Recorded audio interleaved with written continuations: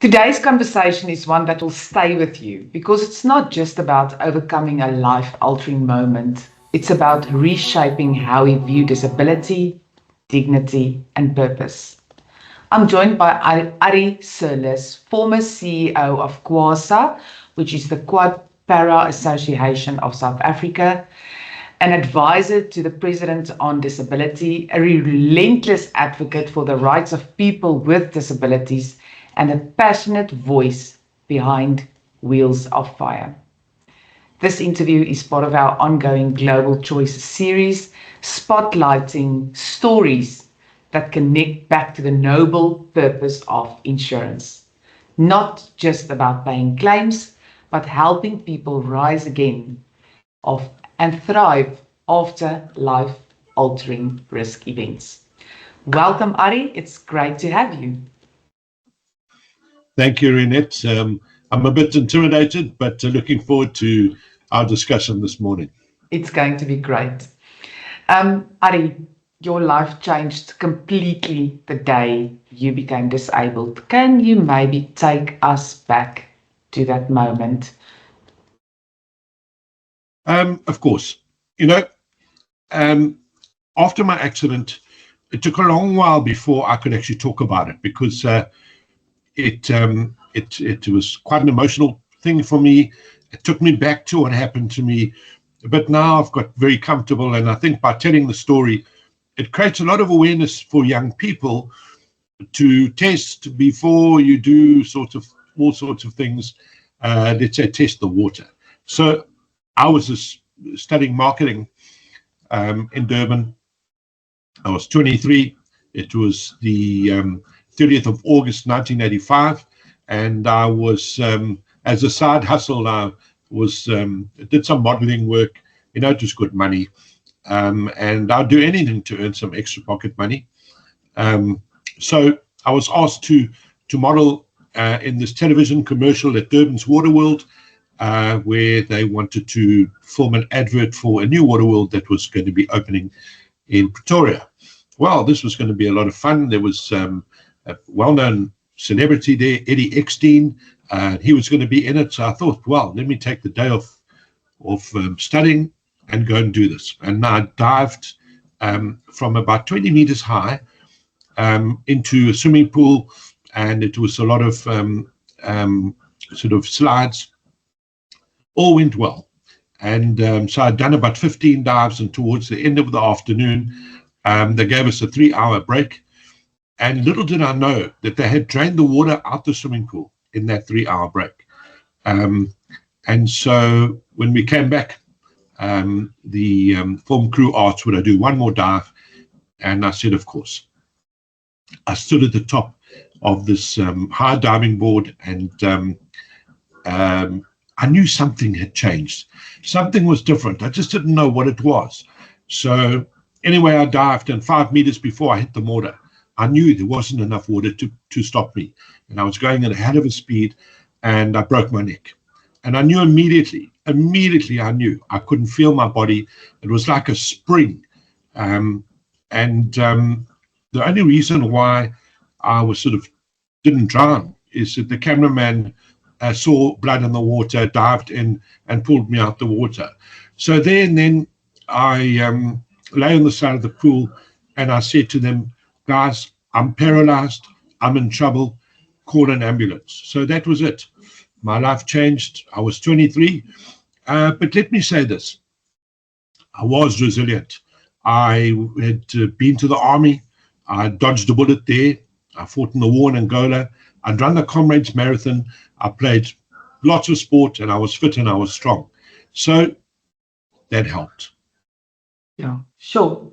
Ari, that is, I mean, I don't even want to go into the liability side of the insurance aspect there, because surely there was some miscommunication.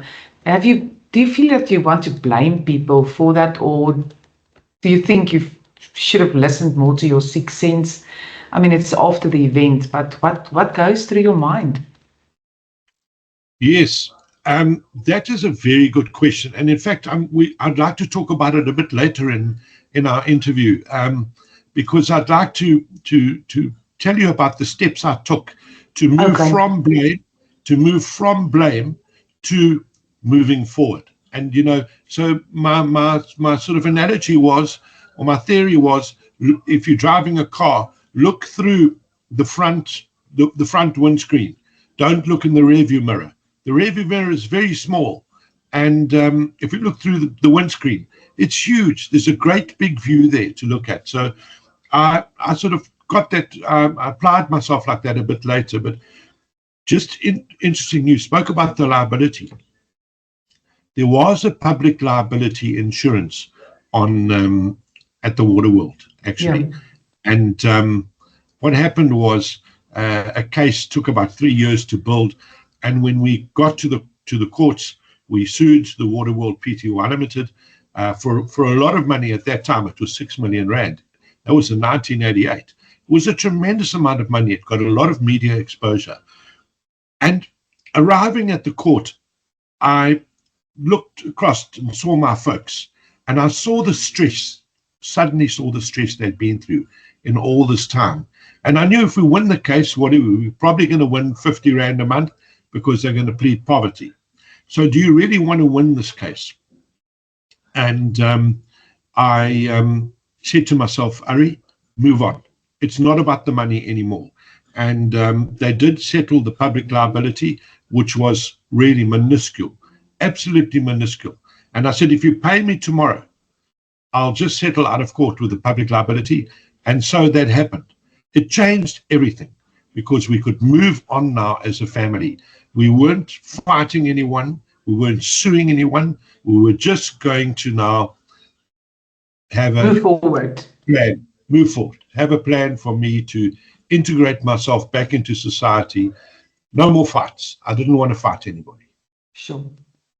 Yo, what a story. But resilience won there. Ari, during your recovery, what did you need most from the world?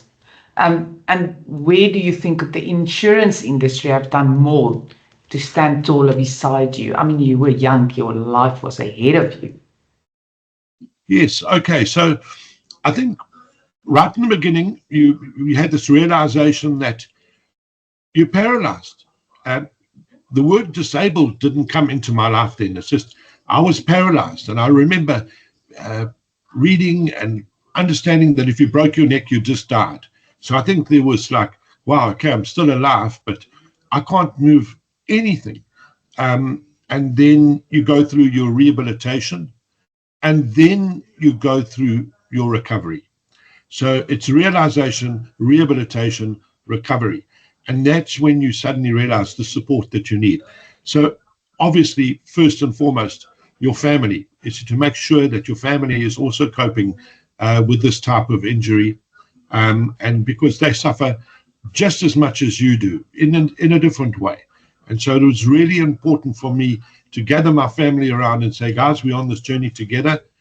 And that was the support that got me going in the beginning. And we got it, we grasped it, and we took this on together. And interesting enough, I didn't have a medical aid. So this is a message to the medical aids out there. Very, very important is to understand that this is a long-term relationship. It's really, really important. The more you invest in us, people with disabilities, from a traumatic disability, the less will cost you in the long run. And so that's so critical to ensure you reimburse immediately. You understand what the needs are in small steps. Let's say for the first month, the first 6 months, the first year, and then the first 5 years of what's my journey going to be, and make sure you're there to fund it. Stop fighting and my claims. Make sure you understand that my claims are going to allow me to integrate and be functional sooner than later. And quite often we find that medical aids just resist and fight and try their best to save themselves the cost of a spinal cord injury, whereas I look at it as an investment.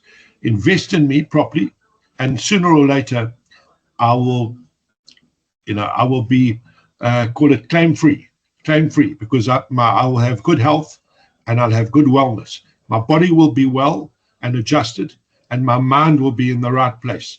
If I don't have any battles, the last battle I want is to be fighting medical aids. And then, interesting enough, I thought about this for a long time. I think there could be an app for spinal cord injuries.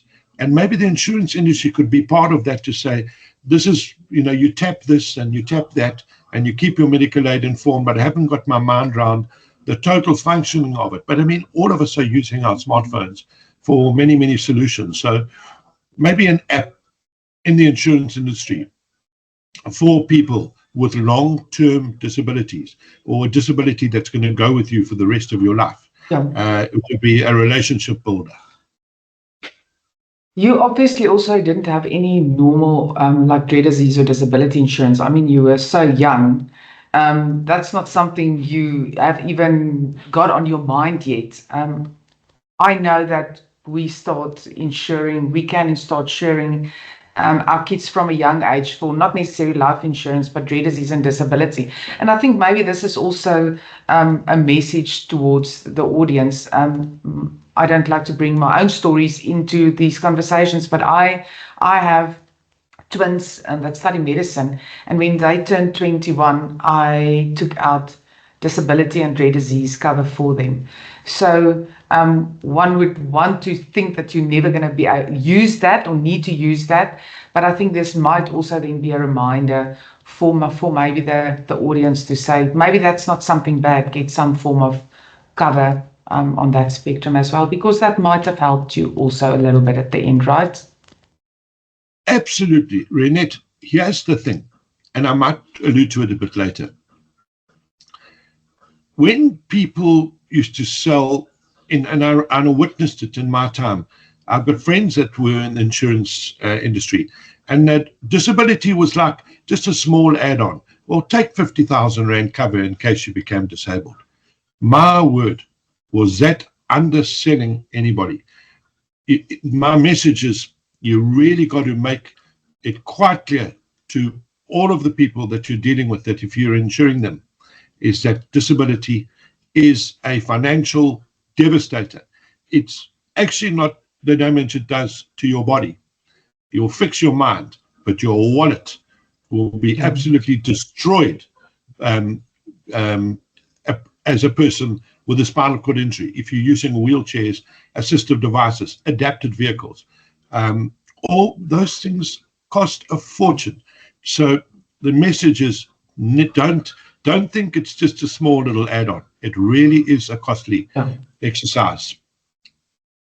You mentioned mental health. It is a much talked about topic. You certainly made a decision about your life and how you were going to tackle life as it is. How important is that attitude and the support around mental health? Yeah, okay. So here's a continuation of my story. A few days in ICU, and then and an operation, and everybody wondering whether I survive or not.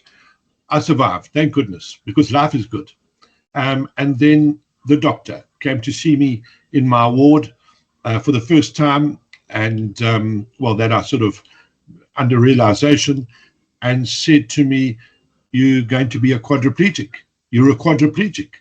I mean, I couldn't spell the word, and I didn't even know what it was. And he said, "You won't be able to do this. You won't be able to do that." He actually said, "You're probably going to be bedridden for the rest of your life." Now, that's the last thing anyone wants to hear. And then an occupational therapist came to see me and said, "You're going to be in a wheelchair for the rest of your life." And now that's also a terrible realization, and it's the last thing you want to hear. I made a conscious decision. Of course, initially, it just hit me so hard, I thought it's not worth going on. But I grabbed myself, or got myself together, and I said, "Okay, boy, here's how it's going to work. Quadriplegia is not going to define me. I am going to tell quadriplegia about the journey that I want to continue, and quadriplegia better come along.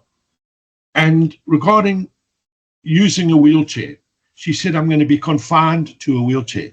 I thought about this word confined, and I said, hold on, I'm going to be mobile using a wheelchair. And that's how I applied my mind. So the mental health thing, I got it right quite soon. So I'm going to use a wheelchair to get to the places I want to go to, I've dreamt of being at, and I'm going to take many, many road trips, albeit using a wheelchair.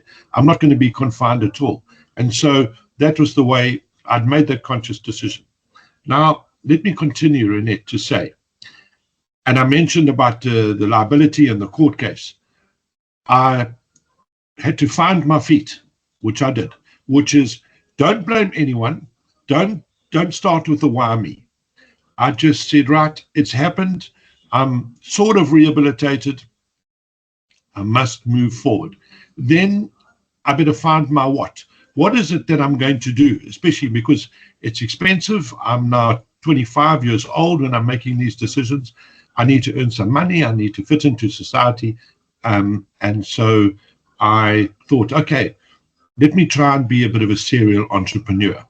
And so I knew I had the skills to do that. Marketing was my hustle.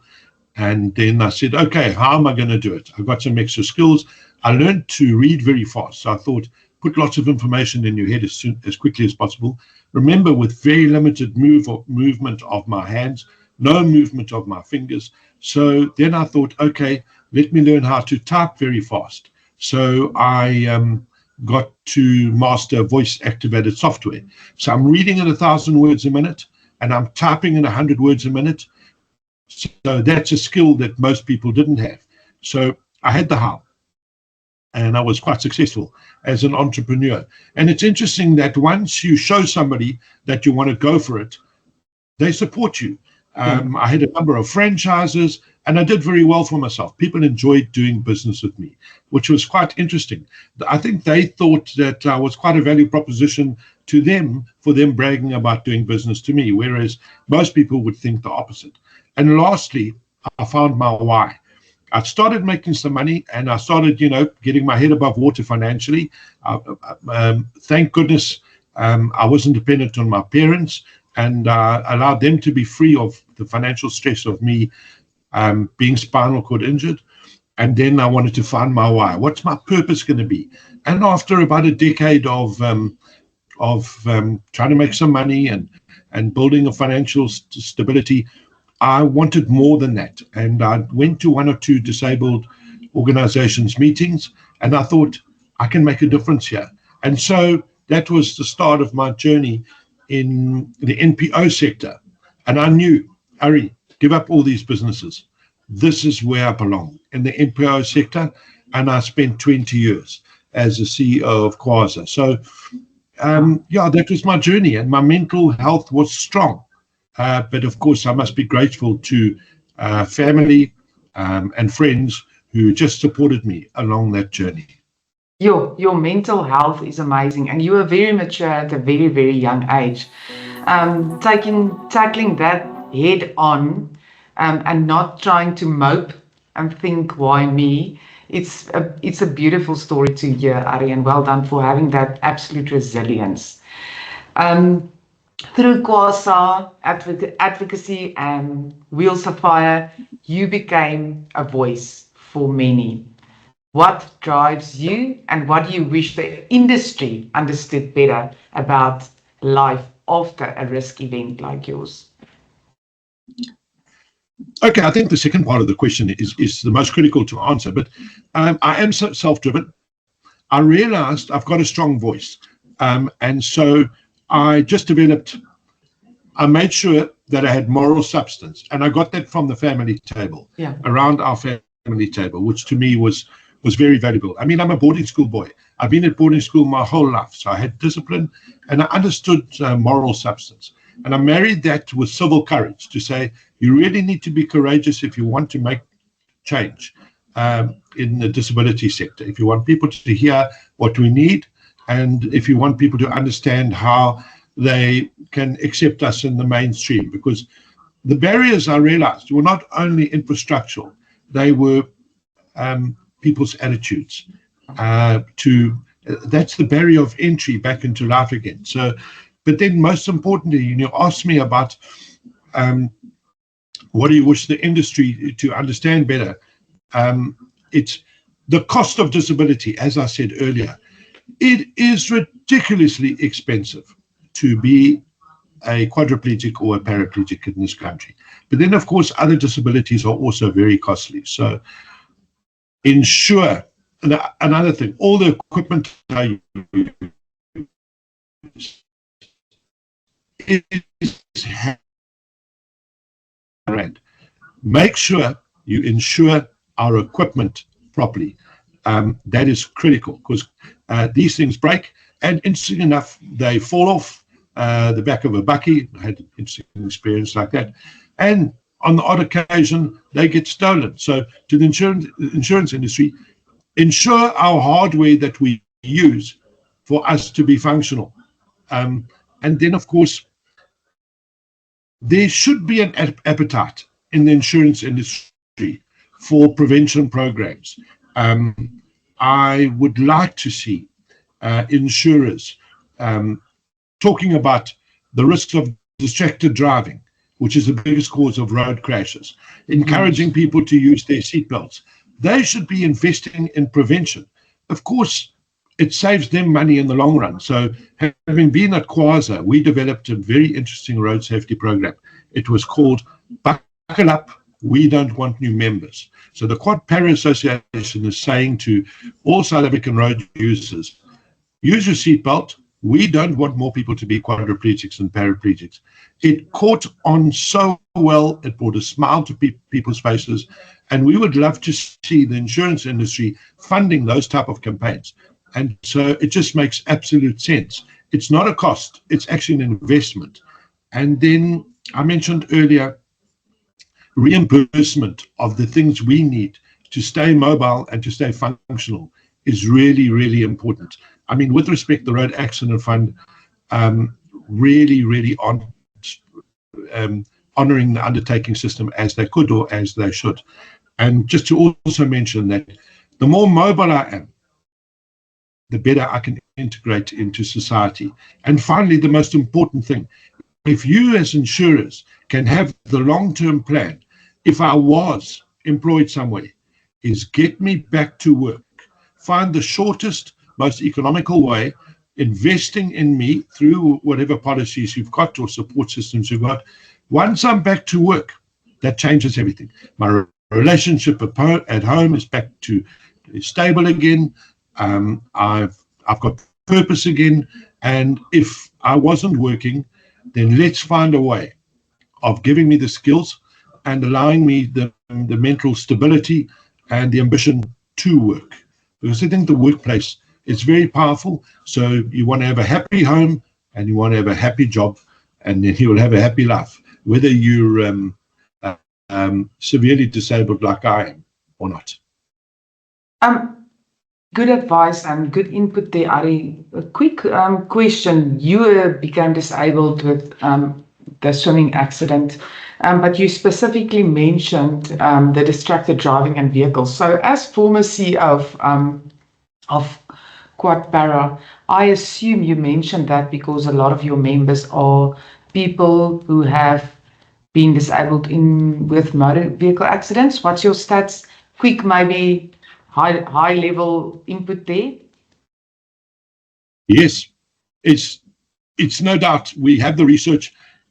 Road crashes are the biggest cause of quadriplegia and paraplegia. So road accidents, I don't call them accidents. It's not an accident, it's a crash.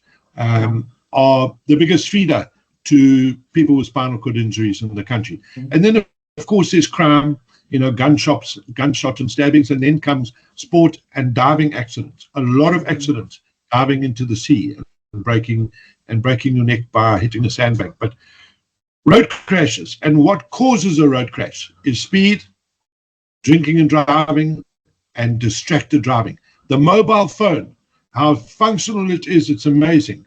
But everybody jumps in their car in order to make their calls or do the SMSs or the WhatsApps. You should turn your phone off, then get in your car. Get out your car and turn your phone on. I know it's difficult, but it's got to be like that. Yeah. Yeah, a good reminder. Ari, what are some of the biggest myths or painful moments you've seen around disability, and how can our industry help restore dignity through awareness and action? And I think you've mentioned quite a few of those things in terms of the support and the awareness, but is there anything you want to add? Yes, and that's a lovely question. First of all, I've been a quadriplegic now for 41 years. I think walking is a bit overrated. But that's just my sense of humor. But it's the truth. I had a wonderful chance to spend some time with Christopher Reeve, alias Superman, in New York. I used to go and see him a few times, and he was desperate to walk again. And my view is I'm desperate to be able to be walking in society again. That's very important. So here's the thing. We don't want to be fixed. Once you've settled with your disability, don't try and fix us. Bring us back into society. Accept us. There are so many myths, manners, do's and don'ts about disability. So get your terminology right. And I reckon the insurance industry should have lots of sensitization programs. We at the QuadPara Association do run sensitization programs. Understand us, and then you can craft product around us. And lastly, on that matter, people with disabilities have a huge value proposition in the workplace. So I think there's far too few people with disabilities working in the insurance industry. We are a value proposition. And at any time, I would love to engage with anyone in the insurance industry to show you how we are a value proposition. So, yeah, that's my input on that question. If you had the ear of the whole insurance industry, what would you ask? How can we not just protect people, but help them rise again? Okay, and I alluded to that right in the beginning of our discussion. Disability cover. You've just got to add into your product, or make sure in your product there is a solid cover if you become disabled from whatever reason. So disability was never covered adequately. So your policies have really got to include disability, and you've got to encourage the people that you selling or passing these policies on to understand the cost of disability. It'll break your calculator if you really want to know what the cost has been to me of being a functional quadriplegic for 41 years. It's crazy. It is financial devastation. So you get good rehab, and then you suddenly realize, my budget has exploded. It's 3 times the cost. And so please, in the insurance industry, make sure that you talk to people about the seriousness of taking disability cover. I can't impress upon that enough. And it doesn't matter how old or young you are, right? You've Not at all. Yeah. Not at all. You just take for example, in my case, I've got 4 or 5 different wheelchairs, all fit for purpose. I mean, I know most people think, oh, one wheelchair, one quadriplegic, one wheelchair. Well, I've got a life. I go out and about and do all sorts of things. I might want to do some sport. I might want to go into the bush. So I've got 4 or 5 chairs, all fit for purpose. I have all sorts of devices that assist me in the IT field, assist me to type, an adapted mouse, all sorts of other adaptations. And all of these need to be maintained, and all of them need to be replaced. It's just a never ending. And then, of course, bowel and bladder consumables that you use, because there are many unintended consequences of spinal cord injury as well. So many. People only see you using your chair. Behind the scenes, in the engine room of the body of the quadriplegic, you need many consumables to stay well. So It's very, very expensive. Make sure that before anyone signs on the bottom line, you can assure them that if something happened to them, they'll be well covered. Yeah, good advice.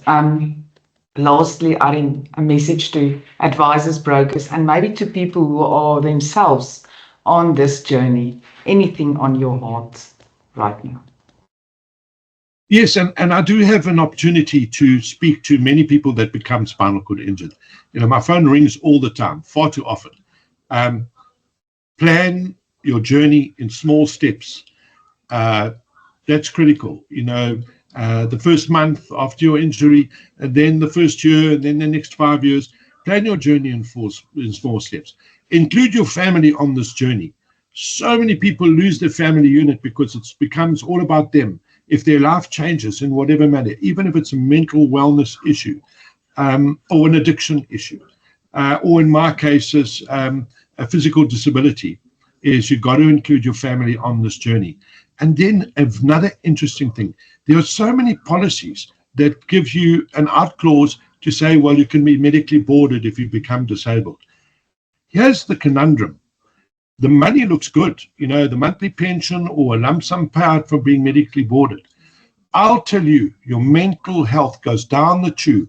If you were engaging in the workplace, you had colleagues, you did all sorts of stuff with your colleagues, and then you go and sit at home. Your mental wellness goes pear-shaped. Don't be tempted by the medical boarding offer. I know some employers will say, well, okay, let's just give him, medically board him or her. Don't do it, or think carefully before you do it, because you can be socially isolated when that happens. And then, so get people back to work, or find a way of getting work, or become entrepreneurial. That's very, very important if your life changes like mine did change. And then my last comment, and it's really, really important, is relationships are the most important asset you own.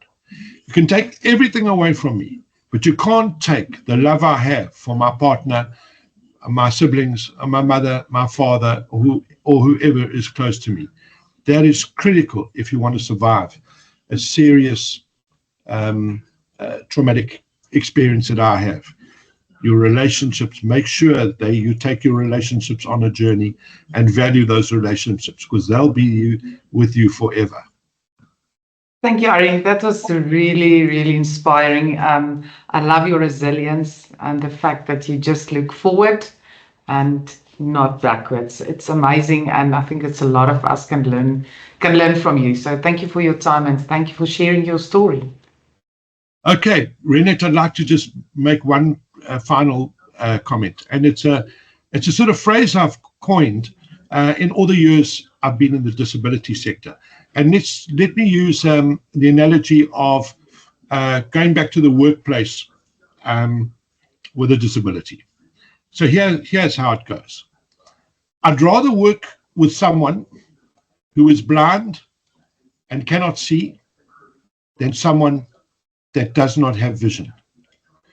I'd rather work in a workplace with someone who is deaf and cannot hear than with someone that doesn't listen. And I'd rather work in a workplace with someone who cannot walk than with someone that doesn't walk their talk. Now, if you listen to that carefully, it all makes sense. Yeah, it is amazing. Thank you for sharing that, and thank you for your time, Ari. Thank you, Renette.